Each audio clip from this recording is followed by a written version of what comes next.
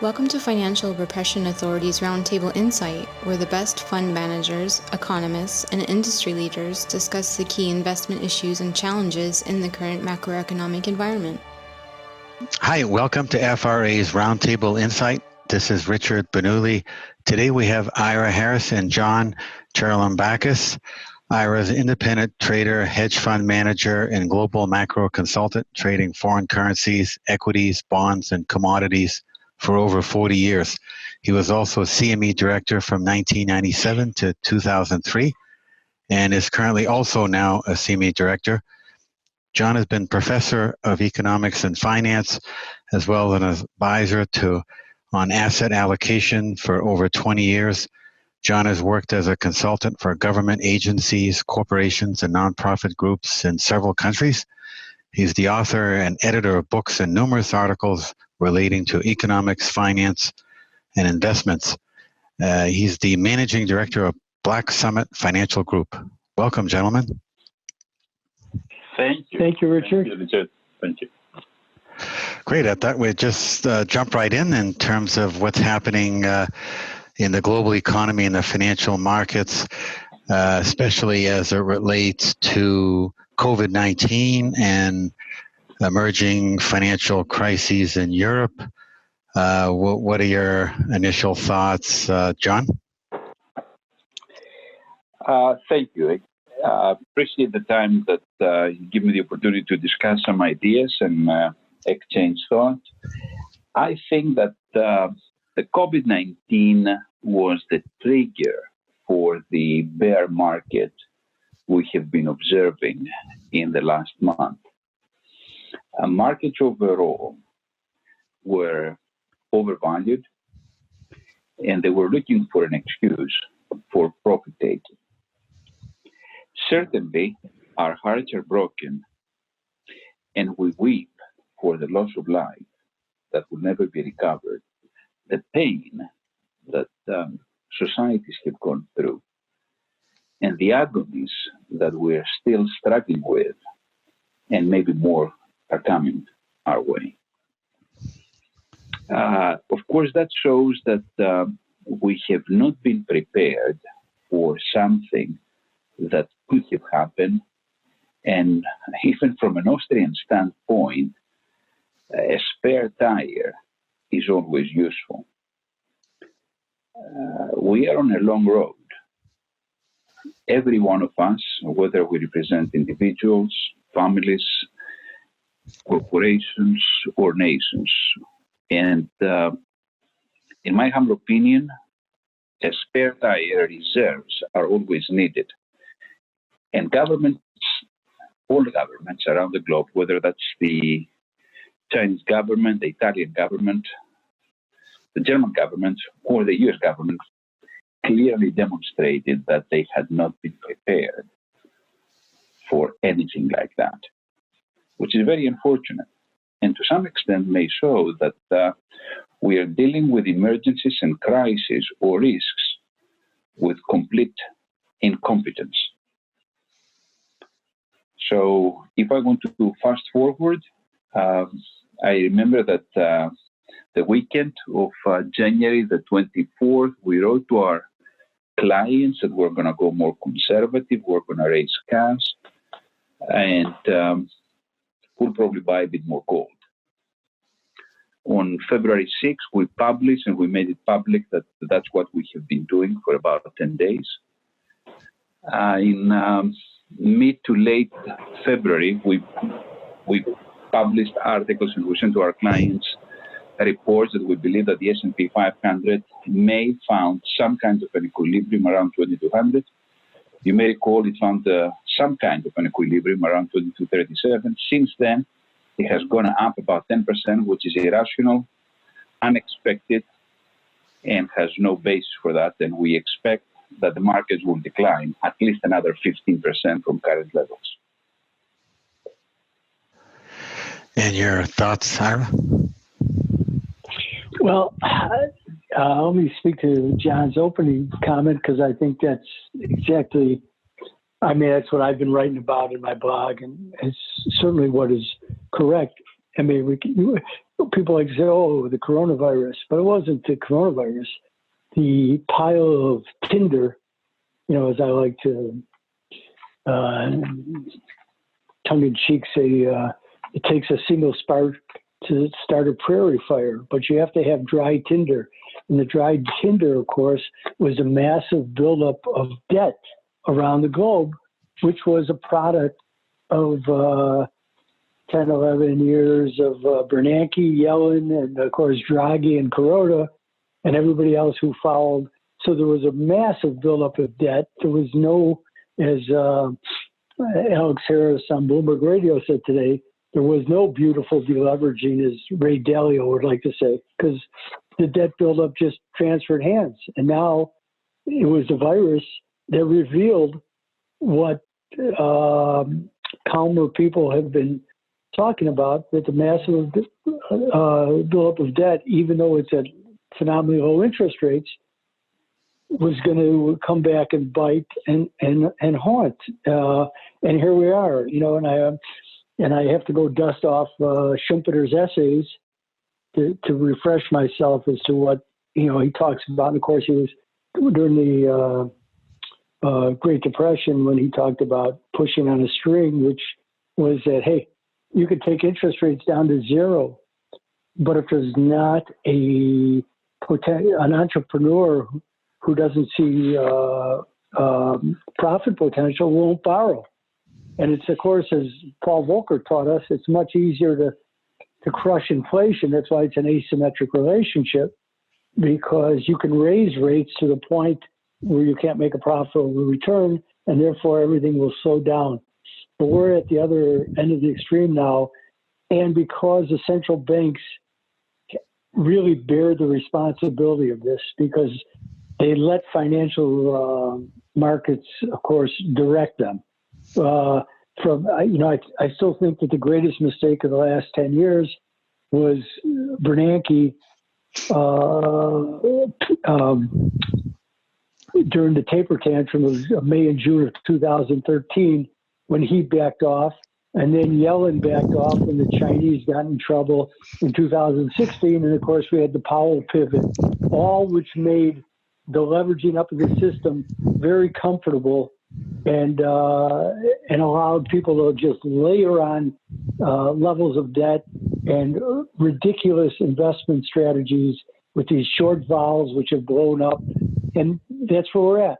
So now we're watching what they do to try to ease the of the mess that has been created. What are your thoughts on that, John? Do you see debt as finally being an issue and mattering to the financial markets and the economy? Have we reached the limits of Keynesian-based debt stimulus? No, I don't think we have reached the limit. Most definitely, I would agree with Ira's statement, especially the fact that non-financial debt as a fraction of GDP has skyrocketed, and at this point is at a record level. So corporate debt has gone through the roof. National debts have gone through the roof. There is no deleveraging. My main concern is that this crisis may bring back some monsters, the monsters of the derivative structure, because the unfortunate thing is that we have an inverted pyramid where the good assets that have intrinsic value are very few, while the paper assets are so many that have dominated the markets. But we all know that we can print paper assets, but we cannot print assets that have intrinsic value. And that's the unfortunate thing, what is happening. We have eventually abandoned ourselves in an ocean of debt, and we have absolutely no anchor. So where are we headed?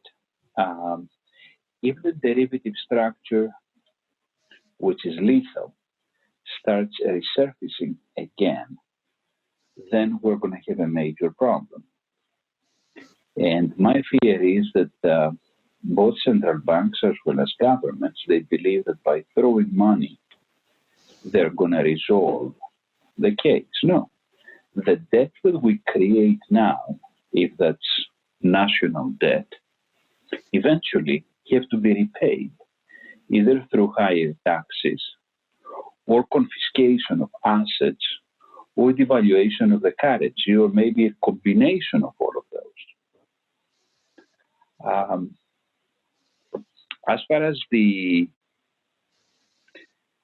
ability of the central banks to throw money at the problem, we all know that the Central Bank of the United States now has a balance sheet that is close to $5.3 trillion, unprecedented. And soon, maybe helicopter money will materialize. At some point, they will start nationalizing, actually, they're already doing it, monetizing the national debt. You see, in 2008-2009 crisis, everybody was crying wolf that inflation is coming. No, inflation was not coming in 2008-2009 simply because the monetary base increased, but the money supply did not increase. Inflation happens when the money supply increases, and the money supply did not increase in the 2008-2009. All the money that was created was reserves, electronic reserves. At this point, what the Fed is doing and the other central banks, they're throwing real money. The money supply is increasing. So I will not be surprised if a year from now, we're going to see higher inflation, especially if oil prices jump from the mid-teens, because I expect the WTI, the West Texas Intermediary, to drop to the mid-teens in the next 2 to 3 weeks. Brent to find some kind of an equilibrium around 22, 23 bucks. And then as production is shut down, that production activity, those wells will not be able to come back quickly. And we're going to have an energy inflation by the end of the year. So the energy inflation in combination with the fact that money supply has gone up may have a nasty surprise in terms of inflation numbers a year from now. I just see the same evolution in terms of rising inflation. Well, I think the Fed would love to see what what John sees, and I believe, of course, that that's going to happen. I don't. My timeline isn't set like that, but that's not my strength, so I don't speak to that. But I think that the world. And let me step back for a minute, as long as we're talking about energy. Putin and Trump yesterday had a phone call. And I know the world made light of it. Well, nothing came out of it. If you think those two had a conversation that was just about, oil is, no, and Richard, where I'm going to go here, which is, look, Russia wants to get rid of the sanctions. Not that they're really having that great of an impact, but it does prevent the oligarchs and their guardian, Putin, from moving money in the way that they'd like to move money around the world. So they would like to get rid of it. And Putin would like to show that he's strong enough to be able to get that. That's why I thought that he did initially what he did with the Saudis. Because, a side effect is that he's going to affect the frackers. But it also has a huge deflationary impact on the world, because the world has become dependent upon the producers, the creation of liquidity, and no pun intended, I'm not talking about oil liquidity, I'm talking about financial liquidity that comes from it. So they're squeezing it down. So again, I'd like to know what they talked about. Are they going to remove the sanctions? If they remove the sanctions, I don't think John will see the $15 or $16 or $17 WTI. I think oil would spike up, which would be healthy especially for some of the emerging market countries. Which is funny because if we go back 40 years, they needed lower oil prices. Today they need higher oil prices in order to provide a boost to the global financial system. So I think, yes, it's going to happen. And I think John's 100% right. And all the pundits, when you watch on CNBC in 07, 08, 09, and they go, where's the inflation? Where's the inflation? Well, it was all all that money was deposited in overnight reserves, because for the first time the Fed was paying interest on overnight reserves, and now this money is going to enter the system and become some velocity to it, because now we've lowered the interest on excess reserves to 10 basis points. So this is, I think John's 100% right, and I think the Fed would like that, as would some other central banks, and I hope we'll get to discuss the ECB and what's going on there. But I happen to think that he's right. I just don't know the timeline for it. Could the money supply trends be affected by what's happening globally, especially with respect to China, in terms of demand shock and supply shocks? John? The Chinese economy indeed went through a supply shock, and possibly it's still going through, because I cannot trust the Chinese numbers. Of course, the Chinese are also in for a demand shock, as you correctly pointed out, because I expect international trade on an annualized basis to drop between 20 and 26%. So certainly, as demand declines, the Chinese exports will decline. The Chinese, of course, because of the authoritarian system that they have, they are already in an endeavor of doing infrastructure work. And that potentially will limit the impact on their economy.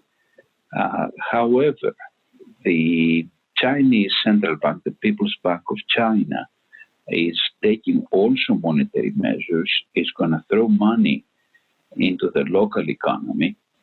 And along with the ECB, the Bank of China, and of course the Fed, the Bank of Japan, and the Fed, we're going to see throughout the globe higher monetary indicators, higher money supply, which will suppress interest rates even further. I wouldn't be surprised if we see again very soon negative rates throughout the globe. And they will try to eventually impose in the market a tendency for a risk on in order for equities to start climbing again. It remains to be seen. At some point, equities will start going up again. But we need to take into account that if inflation indeed happens, then the discount rate by which, or the risk premium by which we discount future earnings, needs to go up. And your thoughts, Ira? Let me. How about China? Are we sticking to China? China, I'm with John. I've never trusted those numbers. My reading of China is always, if you don't allow Google to operate freely, there's not much that I trust as far as the free flow of information. And that's not to dispel the Chinese economic miracle of the last 25 years. It's just that I don't put a lot of stake in it. I would rather watch the marginal players there, like Australia, New Zealand, Korea, South Korea, as to give me a better indication of what really is going on in the Chinese economy. And of course, we know that they've been all hit. So I don't know. And the Chinese authorities will start to move here, but I don't think that they're going to be as quick to do what they did during 2007, 2008. I think they're going to let some of the other players in the world fill that fiscal stimulus role and see where that goes once this begins to hit. But Richard, and because we discussed it when we did the Four Horsemen of the Apocalypse of David Rosenberg, Jimmy Bianco, Bookfire, and myself. When was it? 3 weeks ago already? 4 weeks ago? About whatever. That, yeah. And I was adamant that the demand shock was going to be much more severe and much more of a worry than the supply shock. And you know what? I think I'm being born right. Now they're talking about the fiscal stimulus, and certain parties were worried that there wouldn't be the people to put to work. Well, you know what?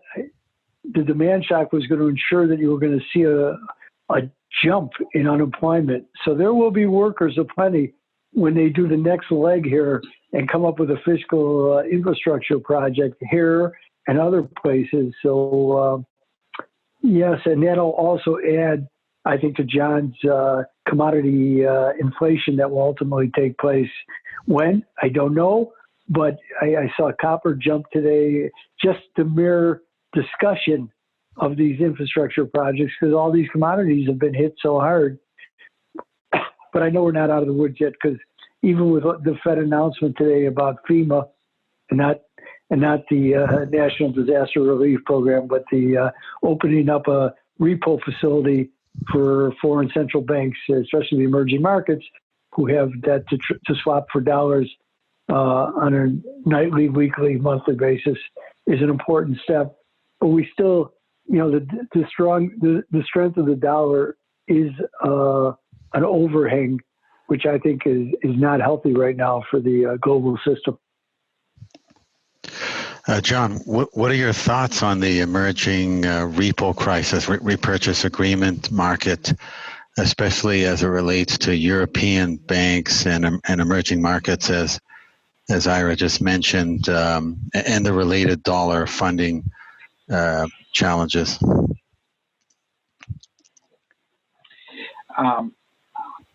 I think that the repo crisis, which is not a phenomenon because of the COVID-19, remember that the repo crisis actually started late August, early September of 2019. So it has been going on for 6 months, maybe 7 months now. It shows that liquidity is limited in the markets, and the limited liquidity eventually pushes the Fed to deploy between $50 and $150 billion on a weekly basis in order to fund the gap that has been created, or is being created as we speak. The demand for dollars, because of the lack of liquidity around the globe, is being exacerbated. You probably have seen today's Financial Times, at least the web version. It's the main message that the Fed needs to supply swap lines for this liquidity. Now, is it related to potential balance sheet problems at particular banks overseas? It could be. So whether those banks are in Japan or other Asian countries or in Europe, that remains to be seen. I still believe that European banks are shaky, and as more non-performing loans materialize in the European land, the Texas ratio, which is the non-performing loans divided by the provisions they make and the reserves they have, will still keep going up. So I think that the Fed, as the lender of last resort for the dollar globally, will have to eventually fill the gap. It's one more indication that fiat money cannot be sustained forever. And your thoughts, Ira?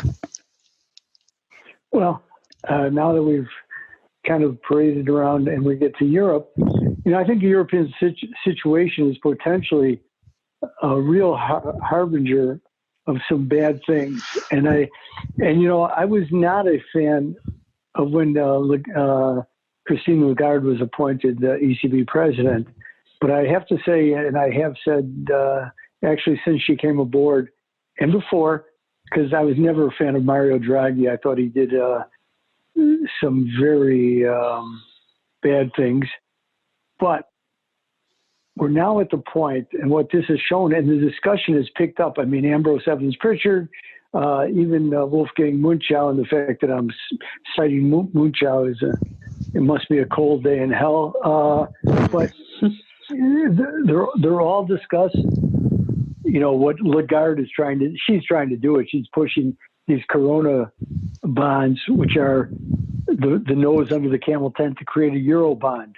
And the Germans know it, the Dutch know it, the Finns know it, but they're now at the point that they have to do this, or you know what?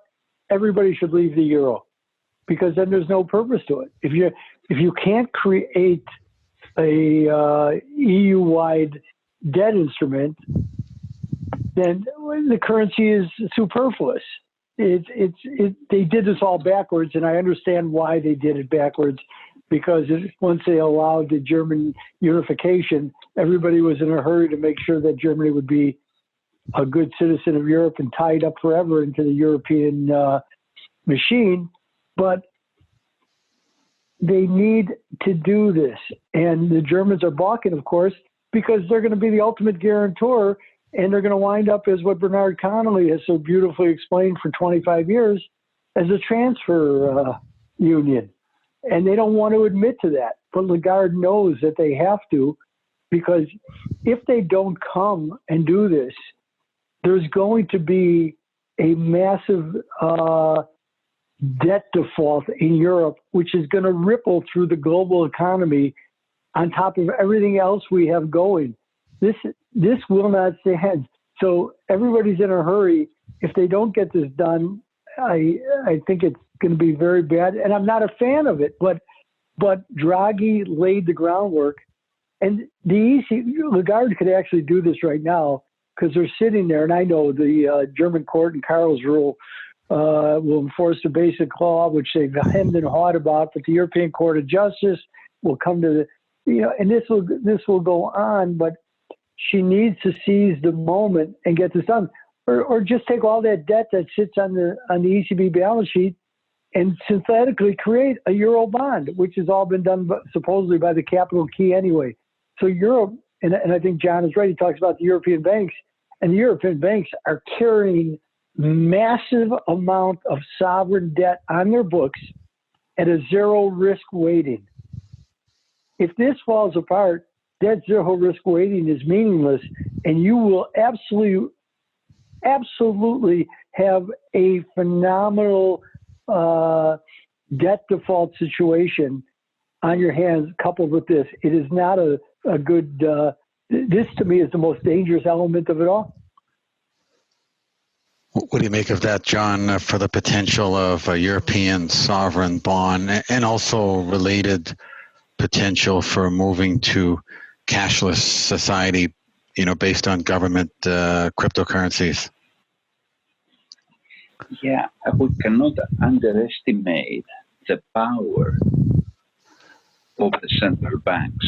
So I don't think that the central banks will allow bonds of nations to go down or to default, including Italian debt. Italian debt is now almost 150% of their GDP, and it's going to get worse with other bailout of the different sectors of the Italian economy.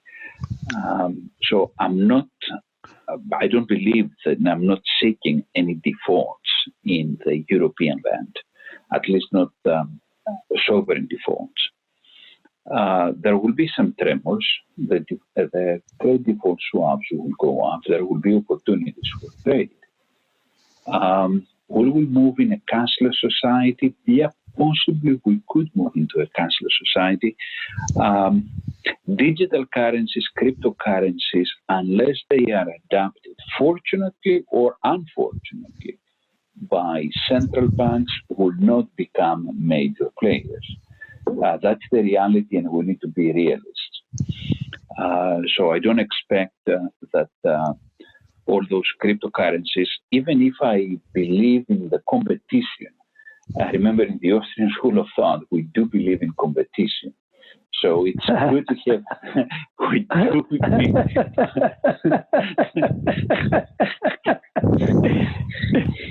So sorry, John. But I know. No, but I think you and I would wildly agree that governments hate competition. Oh yeah. So we like competition, but the governments don't like competition. Yeah, part of the invisible hand, right? We cannot have monopoly of money. So that's the purpose, or one of the purposes of digital currencies, is to control monopoly power. But because we also need to be realistic, until central banks adapt digital currencies, and they will. Now, whether that happens in 2 years or in 10 years, they will. And that would be a more healthy situation, because private money eventually will compete with the government money and let the stronger money win. Yeah. Yes. Yeah. We'll have to return to the 16th century with Mr. Gresham. We will. We know that bad money drives out good, because we'll hoard the good money and let the bad money circulate. And we're sure doing that around the world. So. Oh yeah.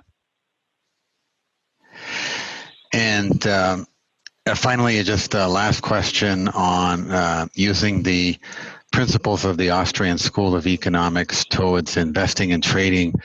I know, John, you take that approach. Can you explain how you do that? And just in the current environment, how do investors protect themselves in this environment? Where are the opportunities?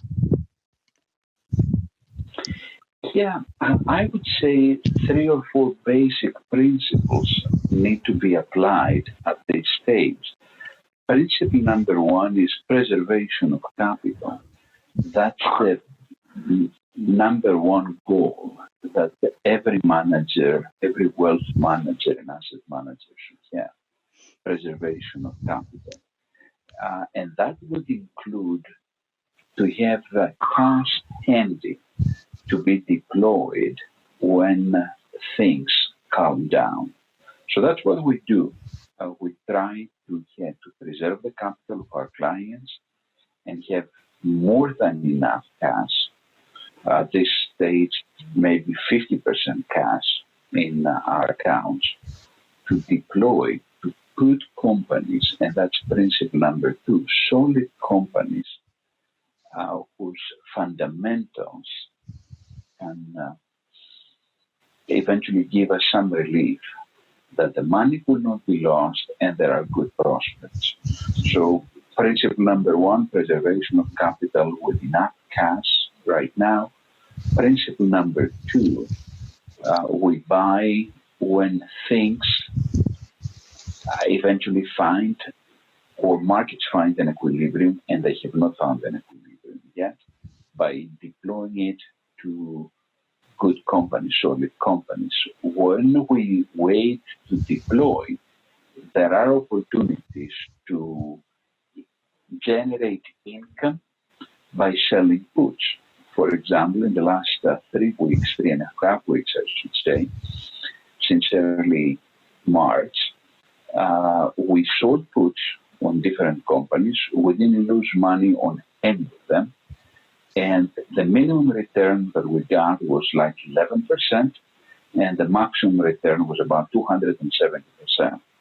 So on average, we had a 140% return in 3.5 weeks. That's not bad. Yeah. And the third principle is you have gold. Gold is the anchor. We anchor every portfolio. 10 years ago, actually 12 years ago, in the middle of the financial crisis, even before the financial crisis, about 1/3 of our portfolios, 1/3, 33%, was in gold. So did we lose money if we kept Apple? Yeah, we lost some money, but gold more than compensated for that. So gold is the anchor, and that's the old, classic Austrian school of thought. Gold is money. It's the only real money out there. So at this point, the average portfolio has about 9 or 10% in gold. That's principle number 3. Great, very interesting. And Ira, your final thoughts? Wait, if I can ask John a question. John, how do you hold your gold? Is it gold miners? Is it physical gold? Is it ETF? How do you invest in gold? It's a combination of all. It's physical gold that clients hold with a custodian, so it's bars. Yeah. It could be coins. It could be miners, or it could be ETF. So it's all of the above. Okay. I just wanted to get a clarification because we're very similar. I mean, sometimes my gold. I'm a big believer in the gold currency.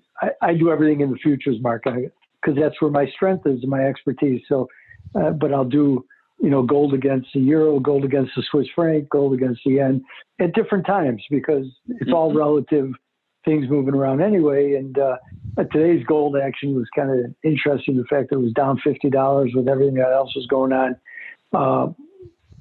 The way the gold's been trading, I think, in fact, I ran the numbers today just to take a look to see where the holdings of gold were. I have and of course, according to the latest statistics, the United States is the largest holder of gold, followed by Germany, Italy, and the IMF. So I'm just wondering whether they're going to start playing with the IMF gold again. The IMF has 2,800 metric tons. It's the third largest holder. Okay, Richard. So the way I invest is, of course, much different. I use all the same instruments in a derivative capacity because it's just the way I trade and being a member of the exchange and knowing how to use the futures markets. I'm very adept at it. So I find my way, but very similar to Express. And what more did you want me to speak about? I'm waiting for the markets. For people who haven't been involved in markets, and because in the blog on February 14th and 15th, I liquidated my entire retirement account. Didn't mean I didn't have other stock holdings. I did, but I did liquidate that, and I haven't bought anything back yet. I'm like John. I'd like to see some calm here, and then there's companies that I am definitely looking at that I think are high quality companies. I don't buy ETFs unless I'm going into a foreign market where I can get better coverage than I can as myself as an individual. But I look, to see what's going to play out here. If they get this right, I truly believe the emerging markets should outperform, but that's a big if. That's a big if. So right now, the way I see the world, it's a very, very dangerous world, and we haven't even had the true discussion about Europe that needs to be had because they have to do something here. They have to make a decision. They just cannot keep going this route. But if they get their way, and John is right about inflation, I think the emerging markets will certainly outperform. So I'll be looking there.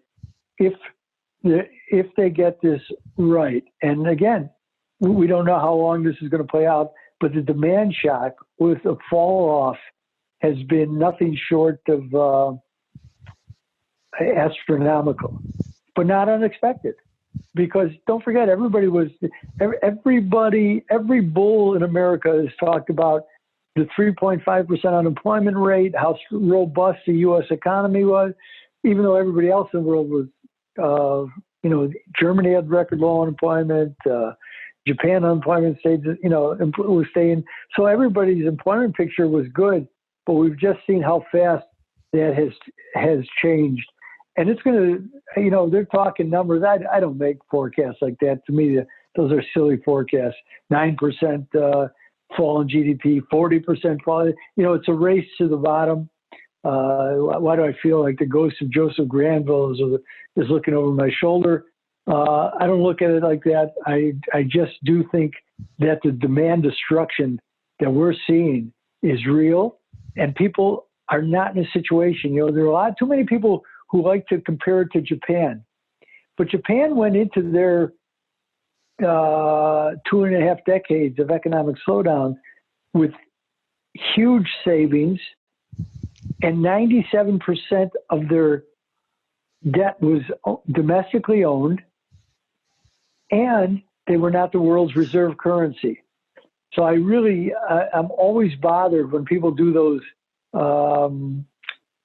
comparisons, because I think they're so false. It's like comparing, then they do the 1929 versus now. And I go, it's a whole different world. You were on the gold standard in 1929. Now you're on the fiat currency standard. And as people will say, because Richard, as we talk, I'm not a gold bug, but I'm not an idiot. Yeah. And when people say, oh, you're a gold bug, I said, no, I'm not. It's just, I wish that gold would go down to, 41.25 again, but that's not going to happen. Yeah. But I'm not a fiat currency bug either. So that's my sidelight to that. So thank you. Great. This has been great insight, gentlemen. How can our listeners learn more about your work, John? Any final word? Is that what you mean? Yeah, and also how our listeners can learn more about your work and follow your publications. Yeah. The public publications, what we publish at least twice a week, can be found at blacksummitfg.com. Now, of course, our clients receive private publications that are sent to them. So blacksummitfg.com has our commentaries every week. We published a commentary yesterday, and we also have a weekly commentary where we sum up the markets, and we have weekly reports which particular sectors have gained or lost in that particular week or a year to date. We are at the disposal of your listeners if we can be of any assistance. Great, thanks. And Ira? You can find me at Notes from Underground. It's where I do my public thinking, and these podcasts with FRA are certainly part of the parcel, as well as other places where you can find me, and a lot of YouTube stuff. But in my blog is where I'm doing my thinking that is really more market trade driven, and for longer term investment decisions if people are looking, that's where you'll find my output. Great. Thank you so much, gentlemen. The FRA Roundtable Insight Show is for informational and educational purposes only, and should not be considered as a solicitation or offer to purchase or sell any securities. The investments, investment strategies, and investment philosophies discussed or presented on the show each involve their own unique risk factors which are not discussed on the show. Any discussions among the panel participants or responses to listener inquiries are based on the personal opinions of the panel participants and do not take into consideration the listener's suitability, objectives, or risk tolerance. Please be advised that you invest or speculate at your own risk.